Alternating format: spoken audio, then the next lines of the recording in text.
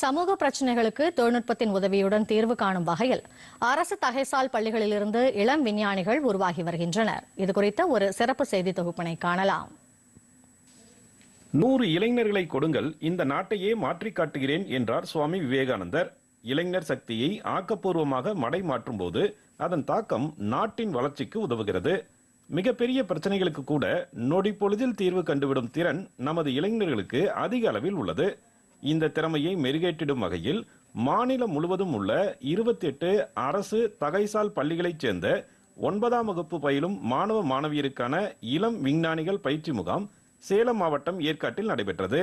5 நாட்கள் நடைபெற்ற இந்த பயிற்சி முகாமில் அறிவியல், தொழில்நுட்பம், பொறியியல் மற்றும் கணிதம் ஆகிய துறைகளில் 140 மாணவர்களுக்கு செயல்முறை பயிற்சி அளிக்கப்பட்டது.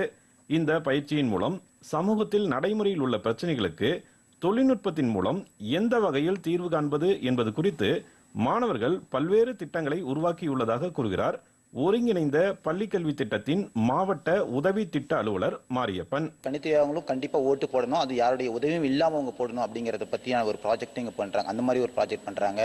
அதே மாதிரி கண்ணு தெரியாதவங்க இருளில் போகும் பொழுது அந்த டிம் லைட் அவங்க கண்ணில் படத்துல இருந்து எப்படி அவங்க தப்பிக்கிறது அப்படிங்கறத பத்தியும் ஒரு விஷயங்கள்லாம் இங்க கற்றுக் கொடுத்துட்டு இருக்காங்க. இது மாதிரி 28 ப்ராஜெக்ட் ஒவ்வொரு டிஸ்ட்ரிக்டும் பண்ணிட்டு இருக்காங்க.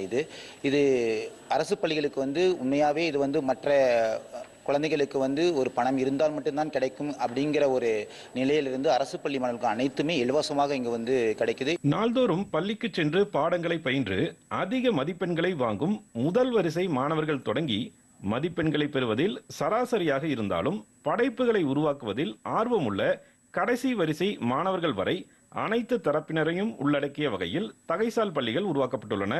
இங்குள்ள அடல் ஆய்வகத்தில் பயிற்சி பெற்ற மாணவர்களின் திறமையை மேலும் மெருகேற்றிடும் வகையில் செயற்கை நுண்ணறிவு, எலக்ட்ரானிக்ஸ் பயன்பாடு குறித்து இந்த பயிற்சி முகாமில் தொழில்நுட்ப வல்லுநர்கள் நேரடியாக செயல்முறை பயிற்சி அளித்ததால் தங்களின் எதிர்கால திட்டங்கள் மேம்பட்டுள்ளதாக மாணவியர் தெரிவித்தனர். கேம்ப்ல எப்படி ப்ராப்ளம் ஐடென்டிஃபிகேஷன் பண்றது, அதுக்கு எப்படி நம்ம சொல்யூஷன் கொடுக்கறது நல்லா சொல்லி தராங்க.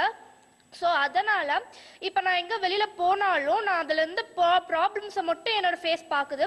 ஸோ நான் ப்ராப்ளம்ஸை பார்க்குறேன், அதுக்கான சொல்யூஷனை தேடுறேன். ஸோ இப்போ என்னோட மைண்டு டோட்டலாக வேறு மாதிரி இருக்குது. ஒவ்வொரு விஷயத்துலையும் எங்களுக்கு நல்லா கைட் பண்ணாங்க. சின்ன சின்ன ஐடியாஸ் கொடுத்தாங்க.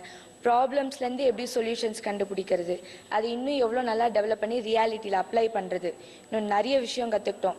சர்வதேச பள்ளி மாணவர்களுக்கு கிடைக்கும் அனைத்து வாய்ப்புகளும் அரசின் தகைசால் பள்ளி மாணவர்களுக்கும் கிடைக்க செய்திடும் வகையில் நடத்தப்பட்ட இந்த பயிற்சி முகாம் இளம் விஞ்ஞானிகளை அதிக எண்ணிக்கையில் உருவாக்கிடும் என நிச்சயம் நம்பலாம்.